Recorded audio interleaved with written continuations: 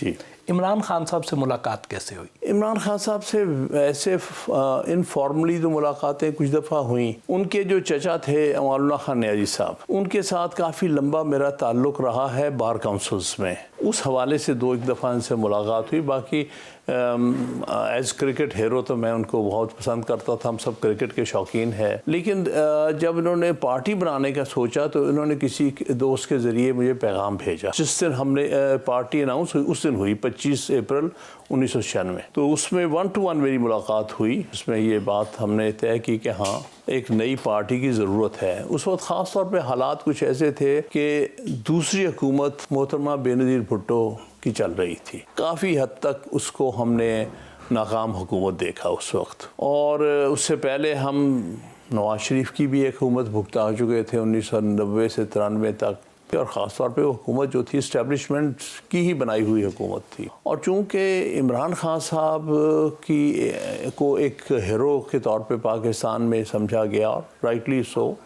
بڑے کم آئیکونز بنتے ہیں ملکوں میں، اور وہ ہی ون آف دی آئیکونز.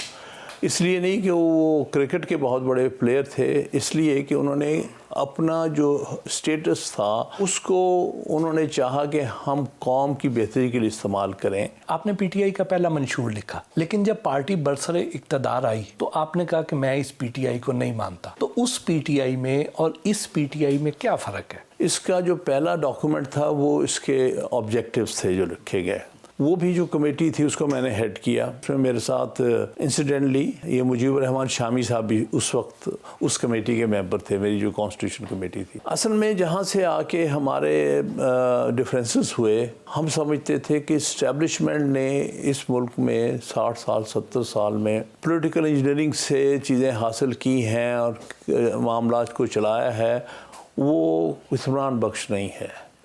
تو ہم اس کو ایک آزاد رستہ سیاسی دینا چاہتے تھے. عمران خان صاحب کا کوئی سیاسی اتنا تجربہ نہیں، نہ ان کو سیاست کے بارے میں زیادہ پڑھا ہے، کیونکہ ان سے مجھ سے پوچھتے رہے کہ آپ کس قسم کی پارٹی بنانا چاہتے ہیں. ان کو یورپ میں سیاسی پارٹیز کا کوئی اتنا پتہ نہیں تھا. تو میں نے سوچا کہ ان کو بہتر سمجھ میں آئے گی اگر میں برٹن کی لیبر پارٹی کا ذکر کروں. میں نے کہا میں لیبر پارٹی کا ذکر کروں، وہ بھی ایک طرح سے سوشل ڈیموکریٹک پارٹی. وہ ہاں وہ ٹھیک ہے. ایک لینڈ ریفارمز اور دوسرے الیکٹورل ریفارمز، یہ آئیڈیاز تھے جس پر ان کا اتفاق تھا جنرلی.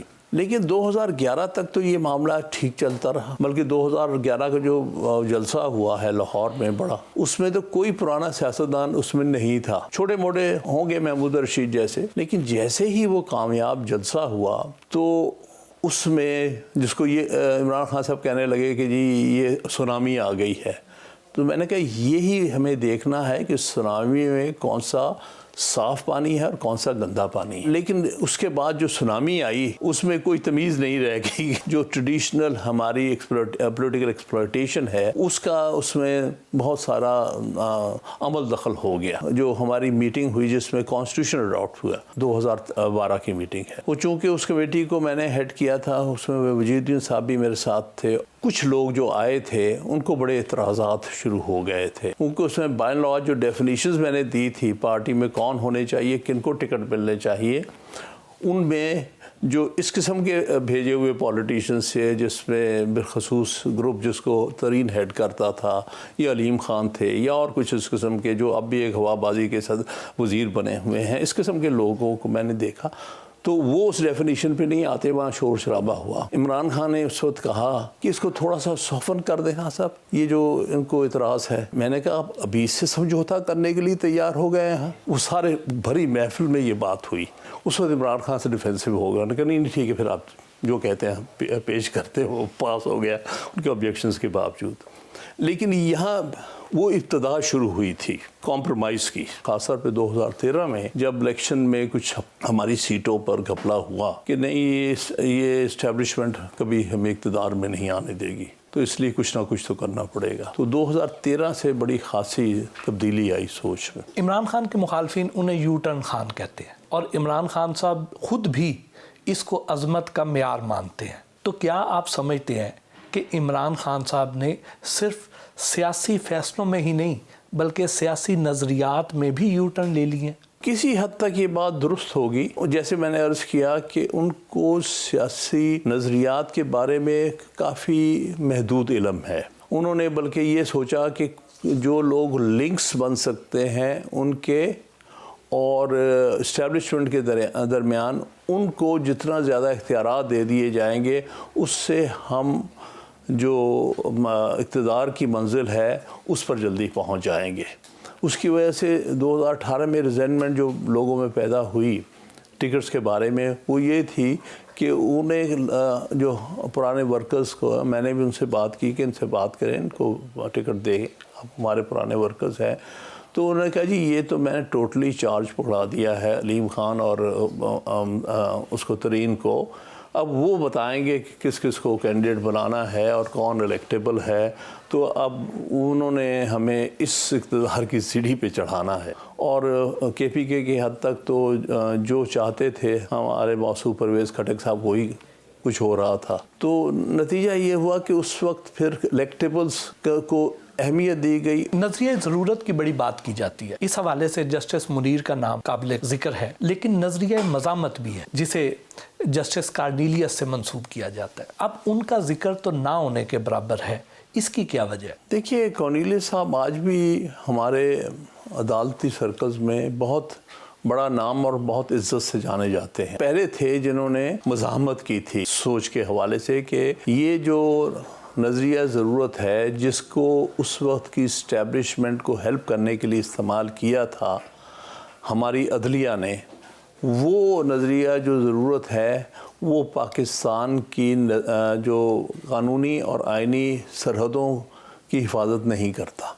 عمران خان صاحب بھی تو نظریہ مزاحمت لے کر چلے تھے, اینڈ پر نظریہ مفاہمت پر آ گئے. جی یہ پاکستان کی جو سیاسی سفر کی ایک افسوسناک داستان ہے. لیکن اب بعض تو ان کی اپنی کریشن ہے جیسے کہ نواز شریف صاحب ہیں, لیکن ان سے تو ہم کچھ اور بہتر توقعات نہیں رکھتے, بلکہ مزاحمت نظر آنے لگ گئی ہے ان میں کہ جو پہلے سے ہی اسٹیبلشمنٹ کے پروڈکٹس تھے. اور اس میں بڑی حد تک عمران خان صاحب کی اس سوچ کا ہے کہ وہ ہر طرح سے اقتدار پر رہنے کی کوشش کر رہے ہیں اور اس کے لیے سمجھوتے کر رہے ہیں, سیاسی سمجھوتے کر رہے ہیں. جس طرح کے دعوے عمران خان صاحب حکومت میں آنے سے پہلے کیا کرتے تھے, کیا اپنے ذاتی زندگی میں, ذاتی معاملات میں, رویوں میں اسی طرح کے جمہوری رویے ہیں ان کے؟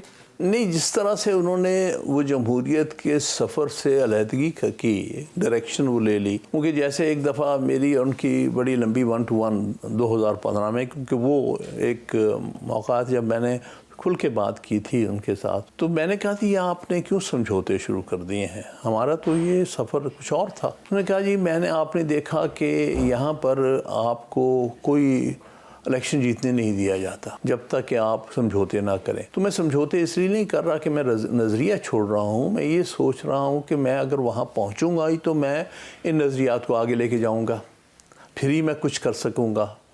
تو میں نے کہا جی یہ بات جو ہے انسانی تاریخ کے حوالے سے درست نہیں ہے, کیونکہ انسان کی تاریخ نے بتایا ہے اینڈس ڈونٹ جسٹیفائی مینس. جب آپ سڑک ہی غلط لے لیتے ہیں تو آپ وہاں منزل پہ نہیں پہنچتے.